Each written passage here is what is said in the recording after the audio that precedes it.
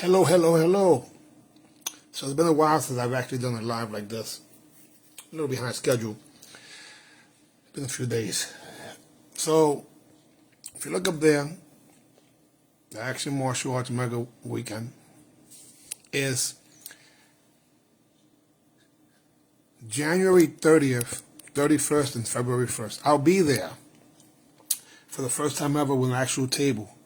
The table's for both UMAN and Super Patch, which are the two products that I'm particularly working towards right now. And I'm looking forward to seeing people I haven't seen in a long time, and in one location we'll get a chance to do exactly that. Now, this is my intentions to expand the awareness of what's happening, because I think a lot of people just don't get it. I want to make sure that people know that at age 30, 40, 50, 60, or even 70, you could be the youngest in the division competing. The Unified Martial Arts Network, UMAN OG, started in 2007. It was myself, Garth Benz, and Chris Colombo. The first business seminar was at Chris Colombo School, and the second one. That was back in 2007 and 2008. And I had tournaments. Personally, I took 3 tournaments in New Jersey. Garth Benz was the arbitrator, and Chris Colombo couldn't participate in the capacity he wanted to because he got busy becoming a stuntman, which was awesome. But again, this is going back to 2007 and 2008. We threw tournaments in Bolton, England, Puerto Rico, and we also sanctioned events even in New York. K-Talk was actually one of our tournaments that we had sanctioned. Then I took a hiatus. Family gets in the way, or got in the way. And we brought it back last year. When I brought it back, I said, let me focus on a group of people that I do not have to educate. I could just motivate. With the other one, I had to educate, and they didn't want to be taught. Like, they honestly really thought they know the answers. Like, people really honestly think that they know the answer. And even when it comes to sport karate, or what would be tournament karate, or as I call it, sniper fighting. I know nowadays people are killers. They're killers. But I remember when they used to get slapped up in tournaments. So they became judges, or self-defense guys, or weapons guys, or forms guys. You know, pugilism, striking, when it comes to the speed of someone who have done sniper fighting, meaning pre-1987 sport karate, because they go, oh my God, I just thought about this. Holy crap. So 1986 was the last time we saw sport karate the way it used to be, where you would sweep people, cartwheel, scissor, take down, all types of stuff. After that, the demise of the sport started to happen, and the quality of the techniques went out the window, and they eliminated the sweeps, the front leg or the back leg sweep. I should say the back leg sweep, which is really the cool sweep. So instead of preaching to people who don't freaking have any idea that I sound like an overplayed hitter and they hear womp, womp, womp, I decided to focus on people who knew better. And a lot of them will be there that weekend. Maybe you guys forgot. You might have forgotten. But I can say this much. April 19th, 1976, I joined Tiger Camps. I started training martial arts before that, but that was my first official formal school. So on April 19th, actually April 18th this year, I'll be celebrating at the same location that we've thrown so far my birthday party last week. Thank you for coming, for those of you. When I became 20. Even my third eye now is clear. And I realized that, my God, I've been competing. May will be 50 years that I've been competing in tournaments. November of this year will be 50 years since I won my first place at age 10 at the Westchester County Center. Like a mini Madison Square Garden. It's still there. I actually want to use that location for a future venue. Not sure if it'll make sense for the next one, meaning the one in September, but we'll see. In the meantime, the Fountain of Youth National Tour Region 11 launch is February 28th. We're giving away $3,500 in grand championships divided by 7 grands. 30 to 34 forms in fighting have their own grands. 50 to 60, 30 forms in fighting have their own grands. And then 70 and above forms in fighting. Plus the women are getting $500 for fighting. And also, they can compete in any of the forms division based on their age. So a few people literally asked me, why am I giving away so much money?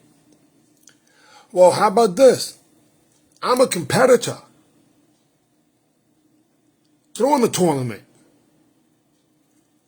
I know how it feels to spend your time, money, and effort to get to an event, and you can't even break even, where you actually are at a loss.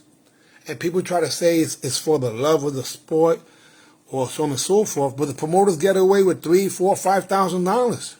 Sometimes a lot more than that. Why not share a portion of that with the competitors that make your tournament? And if you want to not go into your pocket for that, well, how about getting some sponsors? So I'm going to be working on all those things. And those of you who really get the vision and understand what the heck I'm doing, I don't have to do this in the sense of business-wise, but I have to do it in the sense, in the case of doing the right thing. Man, nobody was doing this. And it makes 0 sense to me. I'm fighting every day, me versus me, to stay alive. And if I could make it 40 more years, it'll go back like that. It'll go by like that, fast. The first 60 years went by so fast, which is crazy. So what will 40 years if I'm blessed enough to live longer than Jack LaLanne, my role model? His wife, Elaine's still alive. Elaine Lane. Isn't that something? So I have to make some adjustments accordingly in order for me to make sure that I have increased the possibility of being around longer. But if I'm going to be around longer, I want to be able to duplicate that kick. Can't do that yet. I will be able to do it. Part of it has to do with pain of injuries, wear and tear. So I take my super patch or patches for different situations, as you guys know, from the outside in. Super patch works, strength, balance, coordination, so on and so forth. A lot of people have been exposed to it, and I've proven to you how in a matter of seconds you have additional balance, strength, and stability, and it doesn't matter. Even though I've proven it to you guys for free, and I've done that to a whole bunch of people, it cost me a lot of money. You guys are so freaking cheap that you don't invest in yourself. And it's sad for me to think about it, but that's the reason why for many years I've been whipping your guys' butts. You don't invest in yourself. I invested in myself since I had no formal education. The last grade I ever graduated from was the 8th grade. I had to go and learn from the people who've been there, done that, as opposed to people who never did anything and want to tell me what the hell to do. Fat people were telling me about nutrition. Broke people were telling me about what would be finances. People who couldn't kick were telling me how to. And people who never freaking fought were telling me how to do that too. So you have these people with opinions. Without actually having the credibility. So I know I've always been a different type of person because I'm not full of crap. I'm not humble, I'm honest. I did not do not even 20% of what I wanted to do in the martial arts world as a competitor. But the world changed so much that I couldn't even relate. I sparred in my first tournament and won first place in fighting and in forms in terms of a national tournament in 1981 at the U.S. Open in Florida. I won the intermediate division where I made up some forms on the spot. Then I competed where I should have for fighting. Because in reality, I was a brown belt, but I was a sissy that I didn't even wear my belt because it was a different game. Taekwondo was completely different from an open circuit.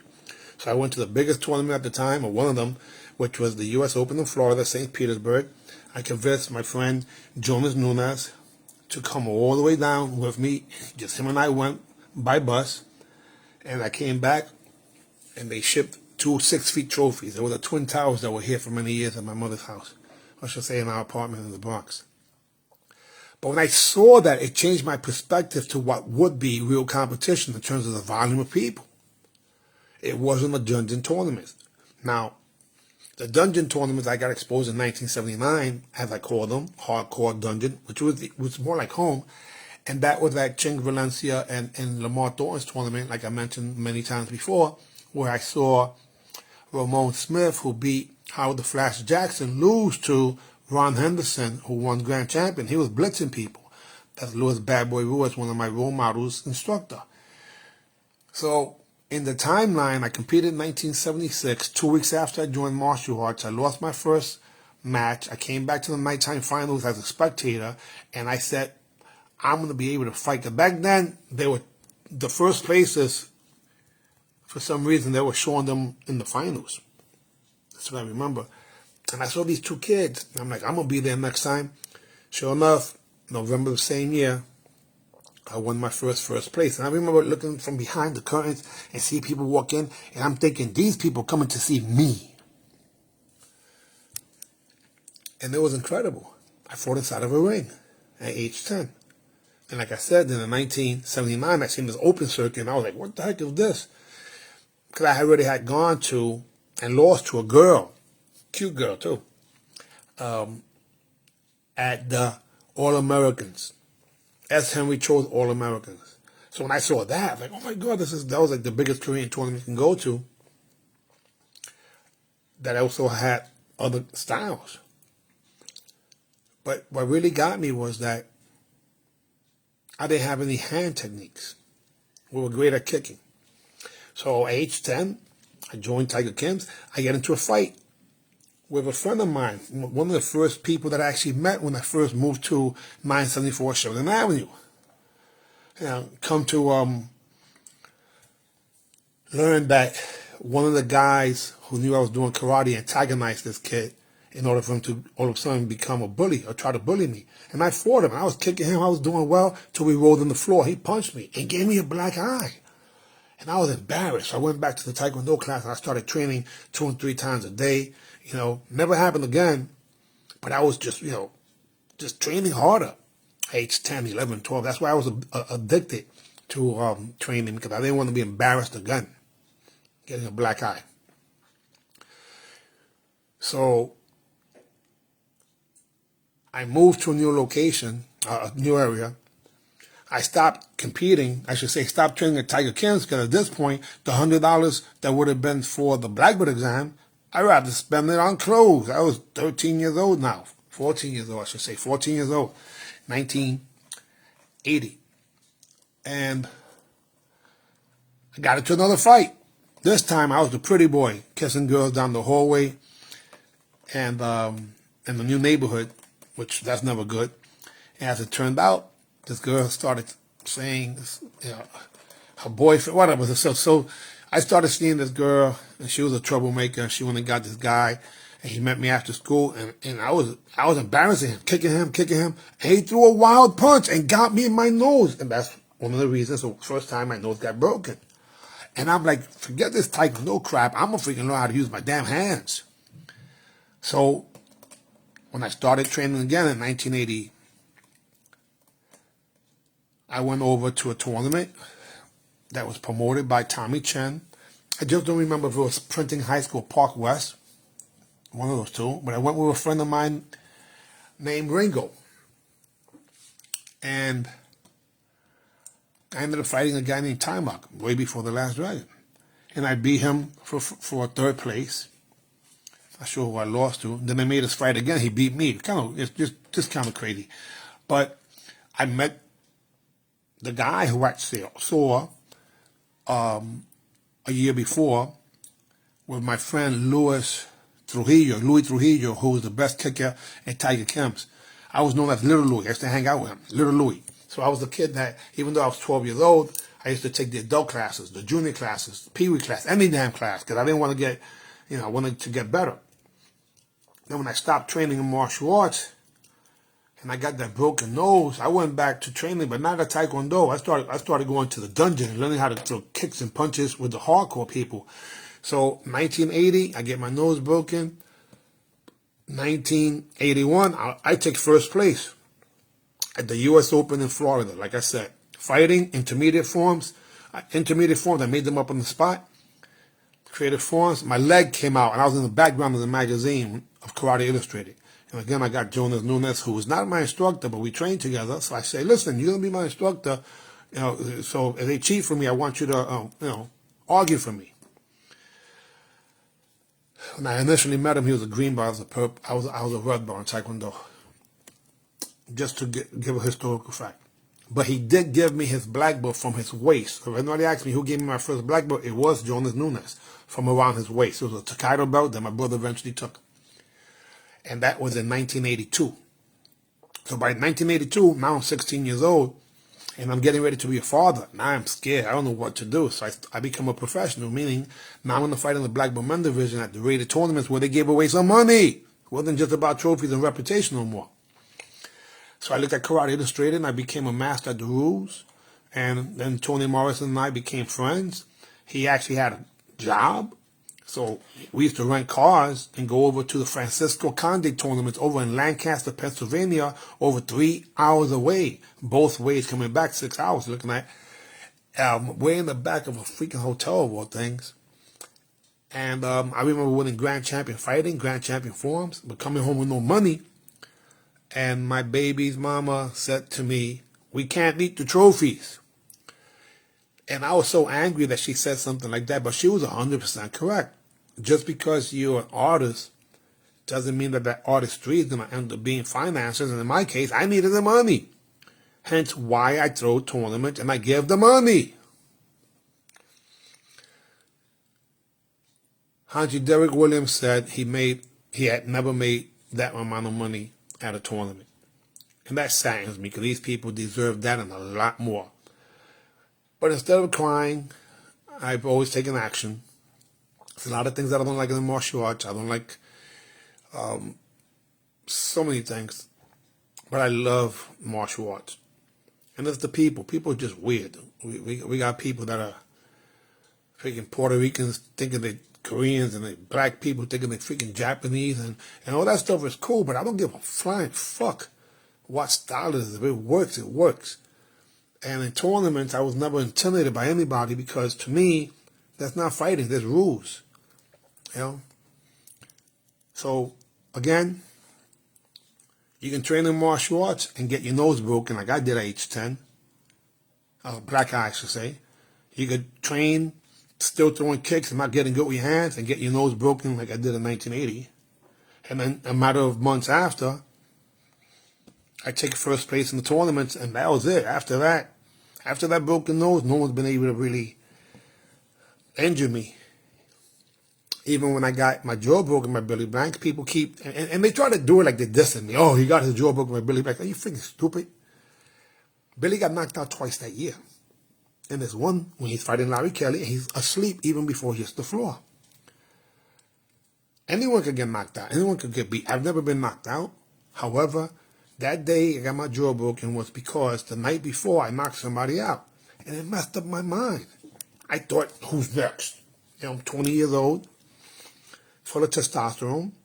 But if you look at the facts, I was the only New Yorker, 5 boroughs, that was on stage fighting. Nobody else took first place. I made sure that I represented. And that was the middleweight division. So if you really think about it, during that time, I wasn't supposed to fight against the heavyweight champion. Just being 100% honest. But I didn't care. I wasn't going to complain. And Quadrant Billy was the person literally who taught me how to blitz, opened up the doors to me. He's the one that motivated me at age 16 to even compete at a national tournament. So in 1981, I competed at the U.S. Open, and I went there, first place. And when I won first place fighting, it was against the brown belts and black belts. I say Jose Brito was the first place person I competed against, from Miami, Kempo stylist. And literally, the following year, I placed third place at a national karate tournament called the J Park Nationals, fighting men, because Billy Blanks told me, hey, you go in today in the men's division. I had finished winning the young adult division, and for first place, rest in peace, I fought Clifton Bogart Blair. Phenomenal martial artist, tough guy, real tough guy. And we got along wonderfully out of New York City because I guess we were both New Yorkers up in Massachusetts. I lost to Gary Metchak, who was the #1 super lightweight in the country. And I used to read about him in the Karate Illustrated magazine. Karate Illustrated was like the Bible of martial arts tournaments, because we can see Region 11, all the different regions. And I used to visualize myself being on the cover. Sometimes I would take a trip from 162nd, between Morris Avenue and Park Avenue, where I lived, 300, 162nd Street. I would walk to 161st towards Yankee Stadium to see if the magazine was there. It wasn't there. If it wasn't there, I would sneak on the train, the D train, and take that to Fordham Road, where they had another newsstand there. And when I would go there, sometimes the magazine wasn't there. So now I had to sneak on the train again to the D train, cross over on 161st Yankee Stadium to the 4 train, take that all the way down to 42nd Street. Inside the train in 42nd Street, I would have to take the shuttle again. Probably should have took the D, but I didn't know the D was even that close. So I went to the east side, to the west side. And then I would go inside the train to see if the newsstand had it. And if they didn't have it, I would go upstairs in the corner of 42nd Street in Times Square, and sometimes that newsstand would have it. Sometimes it didn't. So then to get back home, I would have to walk over to 51st Street, because you can't sneak on 42nd Street. There was too many cops. And get back home. And that whole trip sometimes would take 2.5 to 3 hours, going from the Bronx, uptown, downtown, crosstown, and then back uptown to the Bronx, and then do it again a few days after. And the magazine was, let's say, $1.25 at one point. So I always had $1 in my, rest in peace to my son's grandmother, or my ex's mother. She would loan me 25 cents or 50 cents to make up the difference for the magazine. And I would visualize myself being in the cover of that magazine. And I was determined. I saw all the stars. Every time I would see them, I would cross them off. I remember meeting Arlene Lemus in 1982. She was a teenager and I was a teenager. And I was already starting doing my electric boogie, which was crazy when I think about it. The guy that was teaching me, rest in peace, my best friend, was Mike, Magic Mike, way before the movie Magic Mike.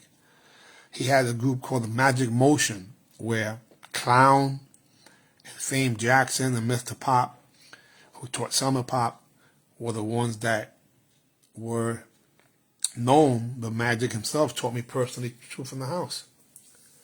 So it's like getting private lessons. Each one teach one. My so-called hip-hop exposure. The block that I lived in, 164 in Sheridan, it was known for a variety of things, including the Unstoppable Crew, with MC T. La Rock, known as Karate T, because he used to walk around with karate uniform. Back in like 1976, 77, I think in 1978, they started the Unstoppable Crew. And then years after, T. La Rock did It's Yours along with his brother, Special K, from the Treacherous Street. And I always mention the kids, the people they forget, but Prince Thunder Rock was the guy that I can identify with because he was the youngest guy that was breaking and also rapping, MCing as it was called. He was down with the Come Alive 5 with Easy Dice, who can confirm that. A lot of energy. The Bronx was full with a lot of energy. Even though I was born in Manhattan, raised in the Bronx, I was born in Mount Sinai Hospital.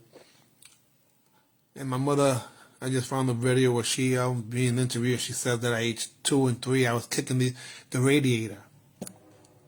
I was mimicking what I saw Captain Kirk and Agent 99 and Mrs. Peel through kicks and punches. I didn't have nobody. I was the only child.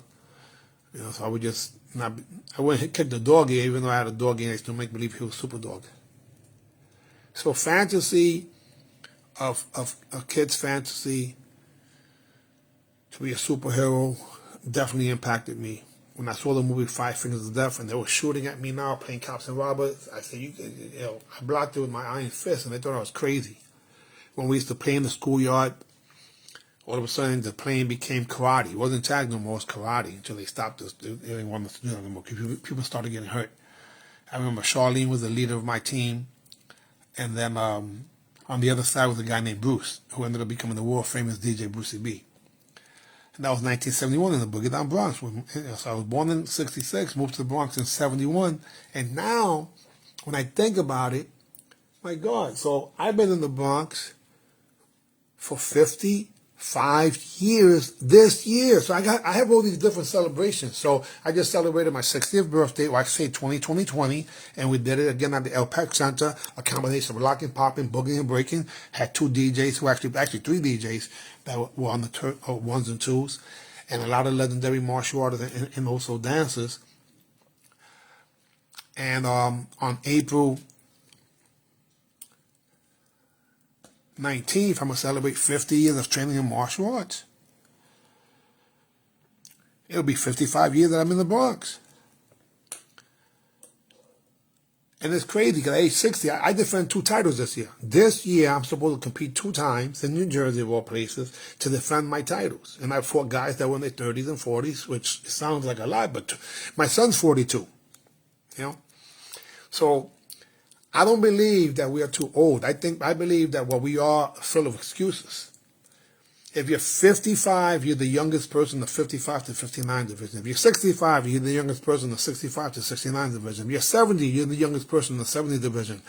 85 was the oldest person that competed at the initial tournament, which was a test. The first tournament was like a test. We had people come from 15 other states besides New York, a total of 16, which is crazy. We promoted it in June. The tournament happened in September during the summertime. I had no budget. Forget about low budget. I had no budget. But once I secured the location, then I started advertising and let people know. And a lot of people came who needed to be there. A lot of people did not come who I thought should have been there. And I'm not upset at anybody who didn't make it at all. All I'm saying is that how many places can we go where we get respected for who we are based on our age? Joe was broke in Madison Square Garden.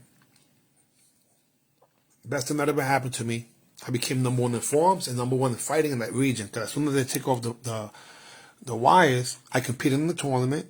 I took first place in Grand Champion. I should say Grand Champion forms, beating out some incredible martial artists, including Sifu Raul Ortiz. In addition to that, Derek Williams. This is where you see in the videos he's doing the jab towards the eyes before they knew about the kidney, because we didn't really know the application of bunkai to some of these forms until years after people learned it. But then that day I won Grand Champion fighting also. No disrespect intended, but it's just the truth. And then what happened was the person went outside the ring for the 5th time, so that means the match is over, and they gave me the point winner, and then he turned it around, and they were going to have us fight again. I'm like, wait a second. There was no money involved. And I'm saying, wait a minute. I already beat him. If it's that important, you can keep it. But I was more than satisfied that I was able to win Grand Champion in both that day. My heart and my mind, I did. For those people who were there, I'm talking about 1986. So now, that's freaking, oh my God, 40 years of that. 40 years ago, I got my jaw broken. Holy smokes. How time flies, guys. The number 6, 1976, 1966, I'm born. 1976, I start martial arts. 1986, I get my jaw broken, but the best thing that ever happened to me, and I won grand champion multiple ones, right? And then, literally, just had my 60th birthday, and I'm getting ready to celebrate the 50 years of martial arts. And yes, my man Jay, I'm heartbroken to think that every day alive is a blessing, and I'm going to have a moment of silence right now for Leonard Crea, Leo Crea, my man, my team member from the Raiders in California, thanks to Pops. He passed away, not sure from what, but I am going to put my head down now in homage and respect to Leo Crea.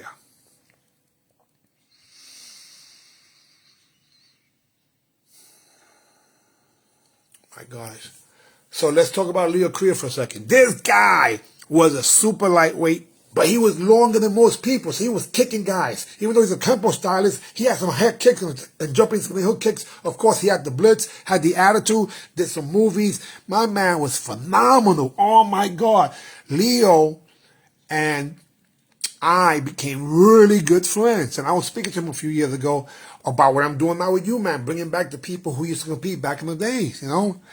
And from the Raiders, we lost Pops a few years ago. Rest in peace to Pops. The first guy that we actually lost was Dexter Brooks, phenomenal martial artist. Oh, my God, he hit somebody with the hardest punch I ever heard in my life. We went over to the Super Grands in New Orleans, literally, and won all types of divisions. And I believe we won team fighting too. So I was on the LA Raiders, along with Alvin Prouder, and then there was a young guy that was there, Rodney. Oh my God, Rodney was awesome too. He actually does a slingshot kick in the Bronco, I believe. He was probably one of the best kickers. But Leo, rest in peace to Leo Crea. And we had, I've been very fortunate throughout the years to really meet a lot of incredible martial artists. And, if it wasn't for that guy right there, Joe Lewis, I would have never learned how to fake and reposition. I literally was his assistant for 3 events, 3 seminars in 1985, between 1985 and 1986. To the point where he told me, slow down, you're making me look bad. And so Ray and Barry are still alive. And Ray Wizard, my man. Barry Gordon, oh my God. These dudes are phenomenal. Hopefully, I get a chance to see them sooner than later because, man, Mouse is still around too. She's our friend, yeah. And,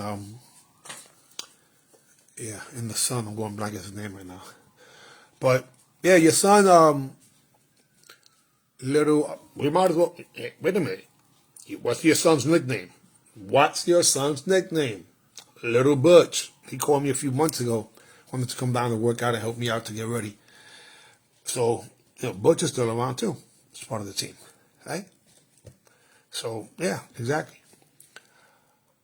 Time flies and we are blessed to still be alive, and I want to leverage that. Guys, I'm going to be at this event promoting what would be Super Patch and also the Unified Martial Arts Network. I started that circuit years ago, and people laughed at me because I wanted to do it as a joint venture with the promoters and the competitors. I'm giving away $3,500. I have no business doing that. If I make that much money, I'll be shocked. But it doesn't freaking matter. No one's going to do it. They don't give a damn about us. They don't give a damn about us. They do not give a damn about us. They don't. They mean the promoters. If you're above 40 years old, they'd rather have you under the freaking nighttime finals stage. They have a 10-year-old kid, sometimes not even black belts, that all of a sudden calls you by their first name because they think they're the champions. It's gone backwards. God bless them, best wishes. There's enough places for them to perform, but there aren't places for you to be recognized as who you are. Pioneers and legends that built this whole shit with blood, sweat, and tears. And again, the next event, February 28th. Now, I do want to throw at least 3 more tournaments. One in Florida, one in Texas, and I was looking at one in California, which I might have to make it Las Vegas. But the point still is that this year, and I'm limited in time, I'm limited in budget, but hopefully I get people similar to mine who want to do joint ventures. And I also have some sponsorship packages that make sense because I do a lot of the marketing. I do a lot of marketing that has quite a bit of value, whether it's soundtracks or freaking digital marketing or what have you. So we'll be putting those sponsorship packages out there. But my God, we had so much fun. I want to be able to throw tournaments in the regions that had growing kicks, still have the damn growing kick in those regions. Now, I was going to go the same weekend, which is the 31st, over to Las Vegas competing. And initially, I'm thinking that'd be great if I get a chance to, compete against my mentor, Billy Blanks. And I've been seeing him training, and I'm so happy that, he's doing it. But let's be real. He couldn't spar with me right now. I would have to help him get in shape because I know he had the hip operation. So he's looking good considering, but right now I'm thinking, I can say this with no hesitation. I'm dangerous right now. Only because when I hit, I'm using 16-ounce gloves to do point karate, so like that I don't hurt my guy. And the reason I don't have multiple guys is because people are scared, and I don't blame you. You're scared because most of you have not been in shape in 20, 30 years. So I'm fighting kids that are in their teens, 20s, and 30s for grand championship, and I'm beating them not because I'm better than them. It's because they don't know shit. They think speed is going to be the only way to win. No, illusions and angles and so on and so forth. And I'm trying to inspire people who still have some gas in the tank to come out and play, and giving them a platform for them to be recognized accordingly. And some people get it. Other people, they just don't. And that's okay. My passion is to help people who want to be helped, and no promoter ever promoted me as a champion. I'm doing songs for people. What the hell is that about? I'm acting as if I'm managing your guys, because the way I see it, the better exposure you get as an individual, that maybe some of your family and friends and other people, once we go into mass media, will get a chance to come out and see you play. We had people come, like I said, there was 16 states in total. So another 15 besides the New York, and it was on a Saturday, not a Sunday in New York. Normally you don't throw tournaments like that. And it was in the Bronx, and it was then just less than 3 months, just about 3 months of promotion during the summertime, and the rest of it was word of mouth. And I gave away $2,000. Toki Hill was there. Joey Santamaria was there. Kuiper came all the way from New Orleans. This guy is a multi-platinum artist from back in the 90s who had a hit called Tic-Tac-Toe on my Atlantic record, way before Master P and even Cash Money got involved in the industry, or got signed. We real deal legends. We had Felix Vasquez, O-Sensei himself, who came as a spectator, paid gladly as a spectator so he could watch all the other people. It was beautiful. It was beautiful. Derek Williams won grand champion forms, and he almost won 2 grand championships because he fought against Marty Eubanks for the grand championship. 16 above. This time there's 70 above grand champion, $500 apiece again.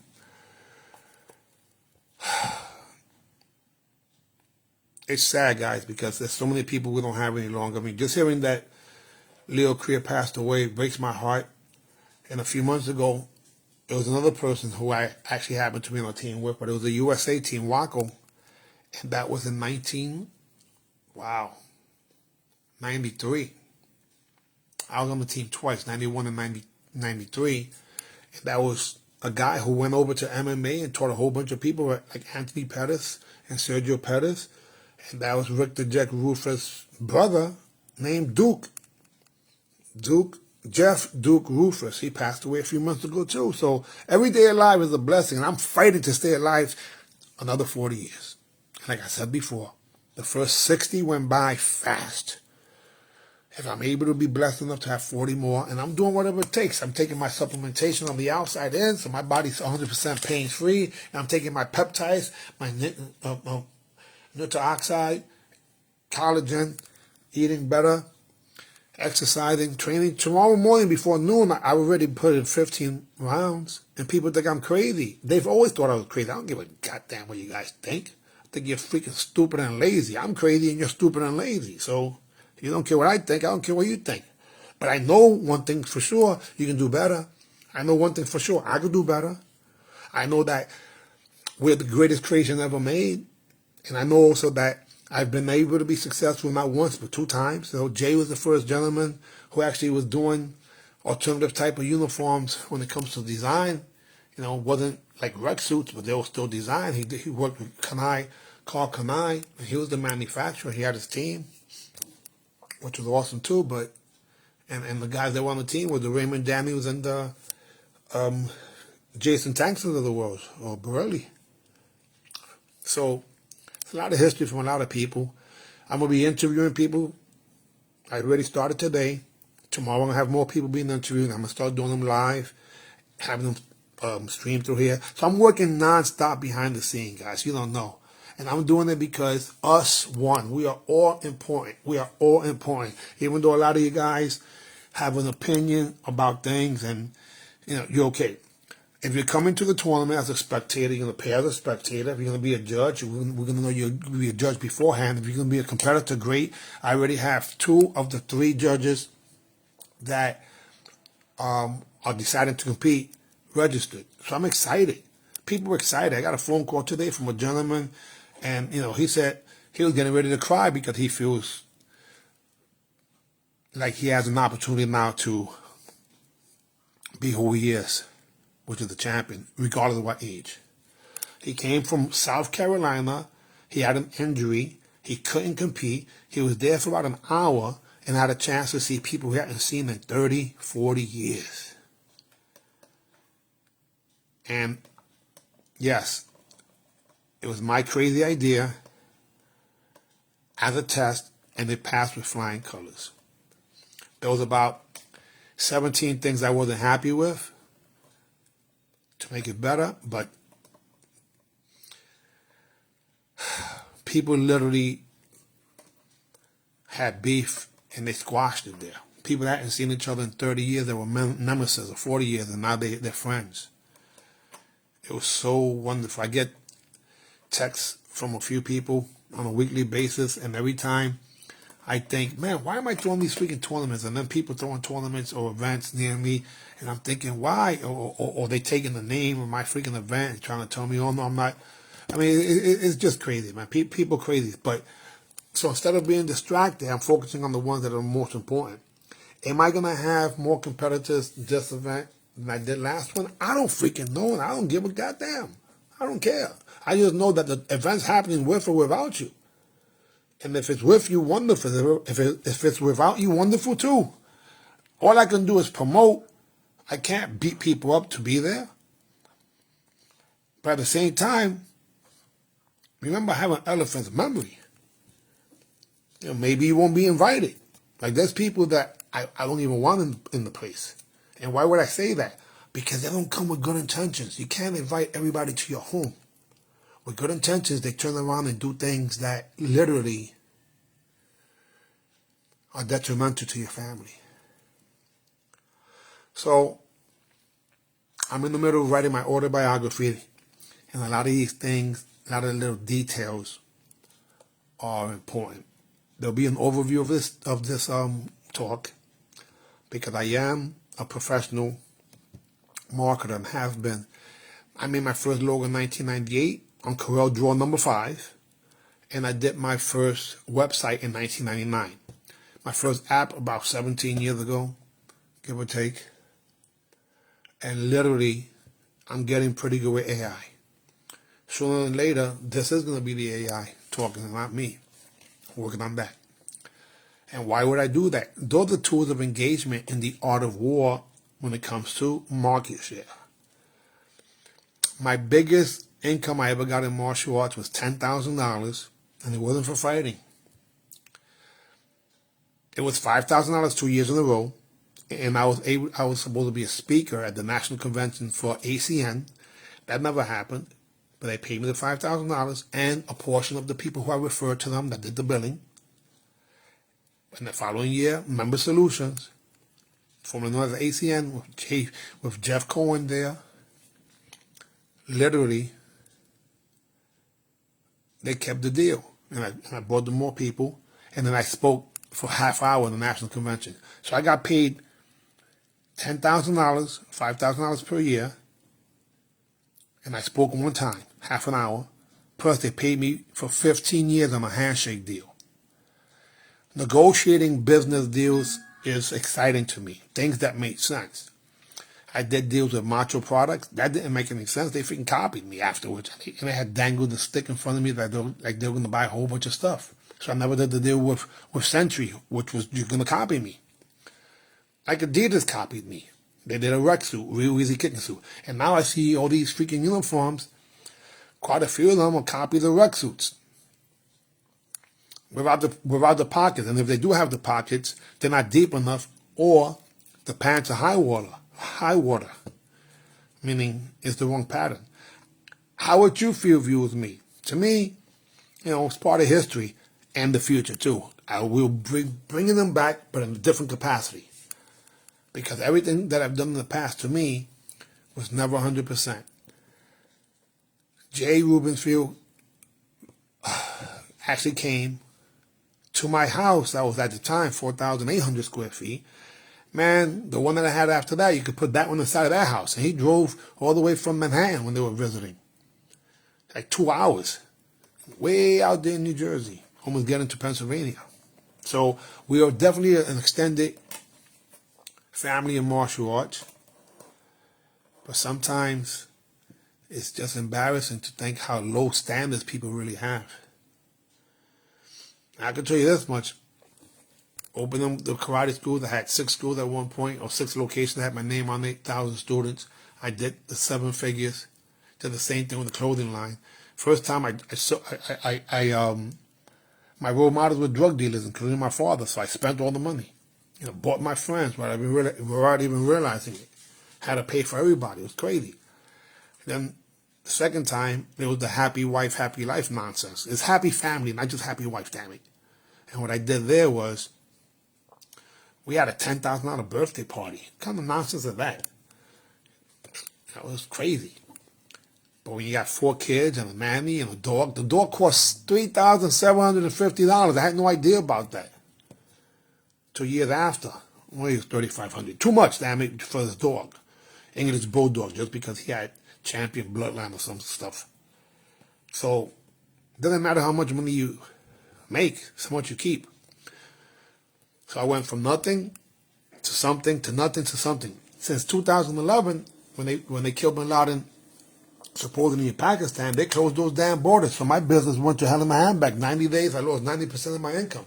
Then I did a few things that literally, they jumped. Man, people were such haters, man. They created so many freaking lies about me and caused me to really have a lot of unnecessary pain. But you know what? I'm not complaining about it because this 2 shot pass, and they did. Here I am in 2026, and I made it, and I feel phenomenal. And you know what? I still look like me.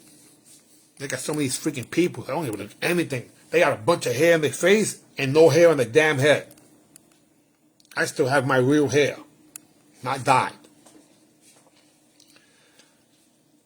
And they get mad at that too. I don't give a damn. I will be here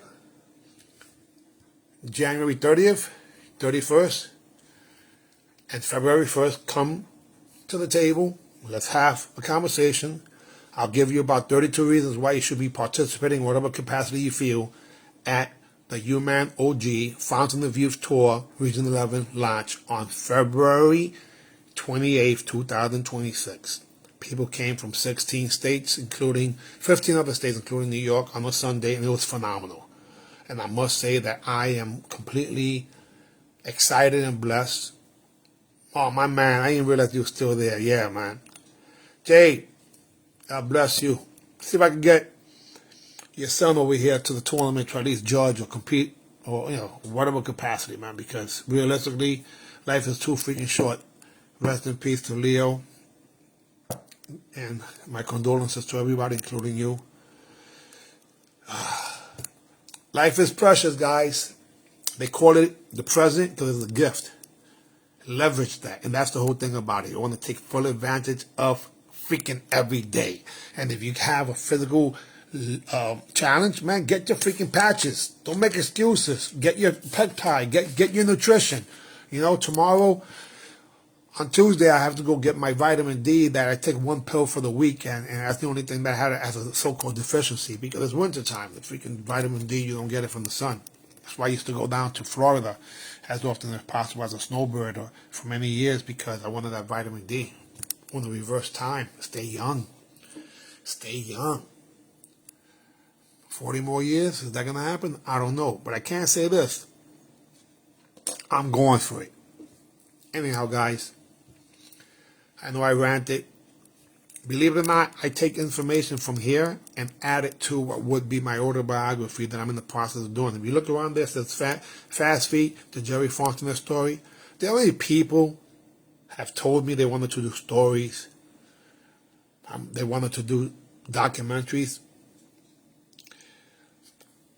I can't sit around waiting for people to do those things. But now, once I start to get the ball rolling, and then they'll come out. That's just the way it is, guys. You know, when I went on the media blitz back in the days by having Great Grandmaster Aaron Banks on my staff doing public relations, I did story after story after story. It takes one story to get another story. That's just the way it is. Today I did my first podcast in a while, and I found another 4 podcasts that I hadn't seen in years, 2 of them that I completely forgot about, and 1 match that I hadn't even seen ever. Ever. I'm studying me. I want to get better than me. When it goes down to history, it's me versus me. It's you versus you. It's nobody else. Even when I'm competing with other people there, I'm not competing against them. They happen to be there, me competing against myself, and they helping me. So I thank them. I don't cry and complain. I thank them. Be grateful. We have another day. Leverage it. Don't make excuses. Do what you can. And I think life will be a lot better. It's a freaking joke to think I'm 60. How the hell did 60 years go by already? It doesn't make any sense. I feel better now than I did in my 40s. Because I got patches upon patches. It's my main business now. This is my own patches over there too. And then I got the peptides and the so on and so forth. So this is literally, what did I do? It flipped? Okay, I made a mistake. Let's flip it again. Patches. Patches. Even under here I got patches. Over there. Up there. I'm getting ready to hook up this place for the podcast, and so on and so forth. Fountain of Youth Tour.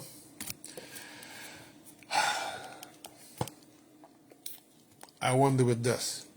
What would you attempt if you knew it was impossible to fail?